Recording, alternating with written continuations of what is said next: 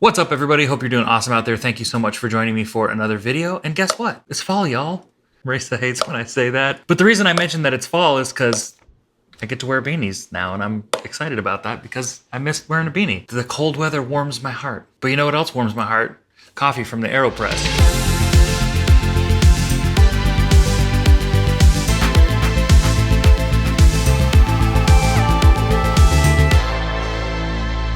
So in this video, we are going to be talking about two of my absolute favorite, at least currently favorite, AeroPress recipes and how to brew them. So the AeroPress is a really unique brewer, and I forget how cool it is, and I forget sometimes that I even have it, and I'll go for a while without using it, and then I'll remember that I have it, I'll use it, and I remember why I love it so much. It's such a unique brewer. It's been around quite a while, and it has kind of a cult following in the coffee world. It's really versatile, it's really handy, it's portable. A lot of people take them camping, do all kinds of cool stuff. Most of you out there, I'm sure, know all about the AeroPress if you're watching this channel. But there's tons of information out there that you can get about the AeroPress, and I recommend you just pick one up for yourself and play with it because they're really cool if you don't already have one. I'm probably gonna butcher this name, and I'm really sorry to this person for butchering this name, but this is the 2021 World AeroPress Championship recipe. Tuomas Merikanto. I hope I'm pronouncing that right. I'm terribly sorry. I'm bad with names. He is from Finland, and like I said, he was the winner of the 2021 AeroPress World Championship, which is rad. And I really, really enjoyed this recipe. And the one thing that really drew me into this recipe to begin with was the low water temperature. So this uses an 80 C or 176 degree Fahrenheit water temperature. It uses double filtering. It uses the inverted method. It only takes about 2.5 minutes in total from start to finish to do this recipe. And it's just kind of a unique recipe. Real quick, before we get started on actually diving into the brewing method, I want to just talk about real quick what you're going to need for this. Obviously, you're going to need a grinder, some way to grind your coffee beans. For this, we're using the Option O Lagome Mini, which is a really great conical burr grinder. We're going to be using this delicious strawberry natural Columbia from Presta Coffee Roasters. This is one of my kind of current favorite coffees. It has really, really, really incredible fruit notes to it, which this recipe, especially with the lower water temperature, sort of accentuates. So a coffee with some really good fruit or citrus or just really unique flavor notes, it does really well with this particular AeroPress recipe. You're going to need filters, and for this recipe, we're going to be using 2 filters. You're going to need your AeroPress funnel if you want to get your coffee into the AeroPress, and of course the paddle or a spoon to be able to stir your coffee once it's in there, and of course the AeroPress itself. And this particular recipe, we're using the standard AeroPress bottom basket, again with 2 filters like I said. And yeah, so let's get going. So for this recipe, we are using 18 grams of coffee. Oh, a little over. And for this recipe, I like to grind fairly fine, around 580 to like 600 micron. And that same grind setting will also work for the second AeroPress recipe that we're gonna talk about in a minute. It smells like strawberry wine. The next thing we're gonna do is we're going to take our 2 AeroPress filters, toss them here in the basket, and then put them in a cup of some kind or hold it in your hand over your sink, but don't burn yourself. And we are gonna rinse these filters. So even though I have brewed this recipe several times, I still like to reference and have this here and available for me to look at, because there are a few steps that happen sort of in a short period of time with some stirring and some other things. And so I just wanna make sure that I'm following this recipe correctly and not giving you false information. Add our 18 grams of coffee. Level the bed. A level bed is the best way to start. And then from here, we're gonna grab our water and start brewing. 0 to 10 seconds, we're gonna add 50 grams of water, and then we're gonna be stirring it gently. So start your timer as soon as the water hits the coffee. And you wanna try to get 50 grams in here within 10 seconds, right there. And then we're gonna take our paddle and we're gonna just stir gently back and forth. And then we're gonna fill up the rest of our water here up to 200 grams. About 10 seconds, and then we're gonna do 2 to 3 just real gentle back and forth stirs. If you swirl in a big swirling motion like that and leave it, sometimes you'll get a domed coffee bed, which you don't want. That'll kind of create uneven extraction. So I just kind of like to go back and forth a little bit, real gently from top to bottom. Make sure the coffee's not swirling. And then what you're gonna wanna do is take this off of here, push down the brewer very gently. Be careful when you're doing this. You're just trying to get the coffee to the top lip of the brewer to make sure that there's not a bunch of excess air in there. You're gonna put this on. At this point, you're gonna take your cup or your carafe, whatever you're using, you're gonna place it on here, flip, and immediately press. 20 to 30 seconds to press all the way through. It would have been smarter to do this in a carafe. That way you can swirl it. The only reason I use this is because I had rinsed the filters into it and just had it available. But this smells absolutely amazing. Super, super fruity. That strawberry flavor note in that coffee from Presta is absolutely incredible. Oh my God, dude, such a great recipe. Super simple, really quick to do. I didn't necessarily execute that 100% perfectly because it is kind of hard to look at this, think about what I'm saying to you guys, and do this recipe all at the same time. But this is a fantastic cup of coffee. Let's move on to recipe number 2. These aren't in any particular order, by the way. I don't know if I mentioned that. These are my 2 current favorite, but I don't know that I like one over the other any better. It's not an important part. Probably won't even make it in the video, but if it does, there you go. So for this next recipe, we are gonna be utilizing the Prismo, which is a cool attachment from Fellow that goes right on the bottom of your AeroPress and replaces the factory or stock AeroPress basket that holds your filter. We will be using a paper filter along with this, but the Prismo does come with a metal filter screen. In that previous recipe we did, we had it inverted where we were putting everything in with the plunger pulled, wow, that was loud, so that it can be more of like an immersion style brew. You can have this already on here and do a standard non-inverted AeroPress brew where you have the plunger out and you're actually brewing it on top of your carafe like this, and nothing will come out of this until you start pressing down on that plunger. If you don't have one of these, you can totally still do this recipe.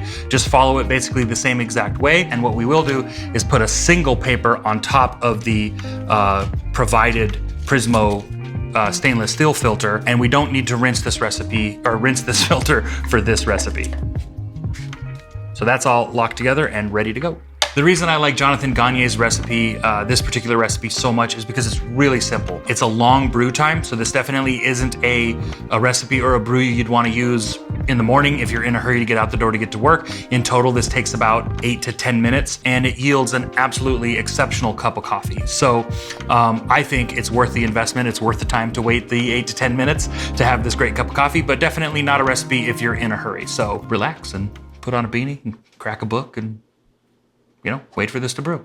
Such an idiot. So for this recipe, we will also be using 18 grams of coffee, basically ground the exact same way. I did coarsen this up just a little bit for this brew because I noticed when I brewed the other one, it was a little fine. So I'd probably target around 600 micron or so, something like that. But it also depends on the coffee, depends on the grinder. So it's all trial and error, and you'll just have to, you know, work with what you have and which coffee you're using to optimize this recipe to work best for you as far as a grind setting goes for your particular grinder. So again, we're gonna be using 18 grams of coffee for this recipe and about 260 grams of water, give or take. Doesn't have to be perfect, but we're basically gonna be almost filling up the AeroPress all the way. I like to, and it is recommended by Jonathon Gagne, to fill the AeroPress up about halfway first, so about 130 grams of water, then pour your coffee in, and then pour the rest of your water in up to the 260 grams. Before you start doing any stirring or anything like that. And stirring is very important in this particular recipe. Again, just like with the last recipe or any recipe, when you're stirring in a circular motion and the coffee is settling down in the bottom, it can create a dome shape when you do that, which can create uneven extraction. So what's really important with this recipe is, again, you wanna use your paddle or your spoon and you wanna start from the bottom and just do really gentle back and forth motions as you're bringing the paddle up. And I kinda like to do them both directions like that instead of doing, again, that swirl motion. That makes a big difference. It makes a nice flat bed of coffee, and it makes for a really, really even extraction and a delicious cup. And if I didn't already mention it, this recipe, the water temperature needs to be 210 degrees. So we're gonna go up to 130 grams here or thereabouts. Doesn't have to be perfect. I'm at 125. Take our coffee, dump it in here, start our timer, and then dump the rest of the water in here. And then right around that 260 mark, you are good to go. We are then going to stir, go from top to bottom, back and forth, or side to side, I should say. Switch directions. Bring that back up. So then you're gonna grab your carafe. You're gonna move your AeroPress over to your carafe. Grab your plunger. A little bit of coffee might come out. when you first put this on here and kind of press down, that is perfectly okay. Then we're gonna leave it like that. So in about 10 seconds, we're gonna be at the 5-minute mark. And at the 5-minute mark, we're gonna swirl vigorously. I would recommend holding the plunger and the base of the AeroPress. You're gonna see a little bit come out, and that's just from the pressure buildup. That's fine. And then we're gonna leave it like that till about 9 to 10 minutes. I have actually forgotten I was in the middle of brewing this recipe and let it go till like 15 or 20 minutes, I think, one time, and it actually still tasted absolutely fantastic. So that's one of the really cool things about immersion brewing is you can do like really long brew times without too much of a fear of over extracting, but again, it depends on the method, the coffee bed, how flat it is, all these sorts of things. And all of that is outlined in Jonathon's recipe for this on his blog, which I'll also have linked down in the description for you guys to check out. Like I said, this recipe takes a while, but it's well worth the wait. It's just hard to wait when you know you're gonna get something good. We're at 8 minutes, we're getting close. We are at 10 minutes, we're gonna press. It's so satisfying. I'm not even really putting any pressure on it, just barely kind of putting the weight of my arms and hands on here and letting it do its thing, letting gravity do its thing. If you're having to press excessively hard, your grind is probably too fine, and I would recommend loosening up your grind a little bit and then trying it again. This feels about right for where I normally do this recipe, so it's gonna be good. I can feel it. And there we go. I do not, with this particular recipe, or any recipe really with the AeroPress, I do not press all the way down to where I'm like plunging on the top of the bed of coffee. You wanna try to avoid that. But that right there was good. We got a pretty good flat bed going there, which is really important and what you want to see. I just wanted to show you how beautiful this puck of coffee is that comes out of the AeroPress after you do this recipe. If you do it right and you got a nice flat bed on top, that's what your puck should come out looking like when you clean out your AeroPress. So I like to swirl for a little bit, 15 to even 30 seconds. Just kind of swirl in this, get some air in here and get it cooled down a little bit. I would say we are ready to dive in here.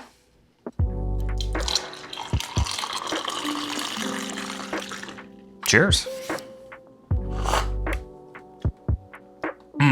That's that is freaking good.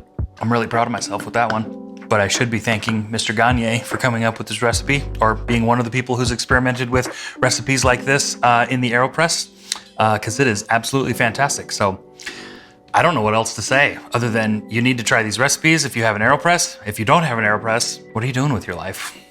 Just get yourself an AeroPress, because they're not that expensive. They brew fantastic cups of coffee. They're very versatile.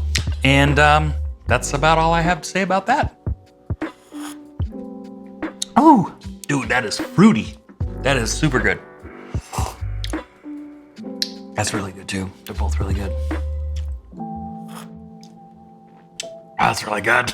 I don't know which one I like more. So I hope you get the chance to brew up either one of these recipes and or both for yourself. Thank you so much for watching. Thanks for commenting, liking the videos, and subscribing if you've done so. If you haven't, I would really appreciate a subscribe, maybe a like here or there, even a share to some of your other coffee nerd friends, and you know, turn those notifications on, because that's how you're gonna know when I do another video. Do all the YouTube things. That's what makes the machine work. Anyways, have a good one. Take care.